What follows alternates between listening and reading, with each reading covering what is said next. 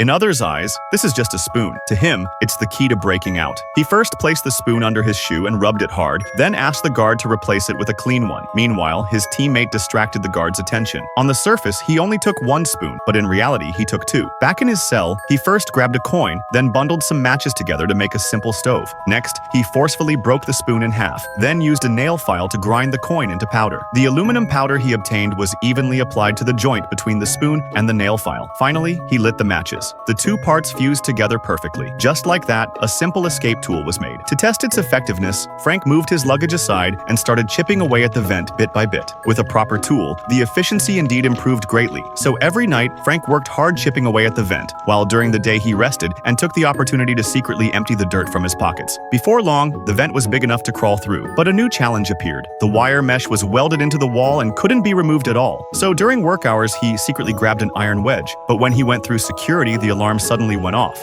Frank calmly handed the wedge to the guard, saying he wanted to use it to hang clothes in his cell. Faced with such an odd request, the kind guard immediately refused. But when Frank returned to his room, he twisted his shoe heel. Another iron wedge was hidden inside. It turns out he'd been creating a distraction earlier. He inserted the wedge into the wire mesh and kicked it open with one foot. Then he soaked used newspaper in water, shaped it like the vent, and painted it the same color as the wall, disguising it as a fake vent. Afterward, Frank used the same method to make a fake head. He painted it lifelike, placed the fake head on the bed, and covered it with a blanket to make it look like someone sleeping. Then he removed the wire mesh and crawled into the ventilation duct through the pre-dug hole. To avoid being discovered by the guards, he restored the wire mesh to its original position. Behind the prison was a narrow drainage pipe. Frank climbed up along the metal pipe. At that moment, a patrolling guard suddenly glanced at the head on the bed. Fortunately, he didn't notice anything unusual. Meanwhile, Frank had already climbed through the ventilation duct to the roof. To his surprise, even on the roof, there was no way out. The only exit was a security grate more than 3 meters off the ground. With Frank's height, he couldn't reach it at all. Just then, the patrolling guard returned the same way. Seeing Frank still sound asleep, he started chatting with a prisoner in the next cell who was painting. During their conversation, the guard accidentally dropped his baton. When he bent down to pick it up, he noticed Frank was still motionless. The guard began to suspect something, so he carefully reached out his hand to check.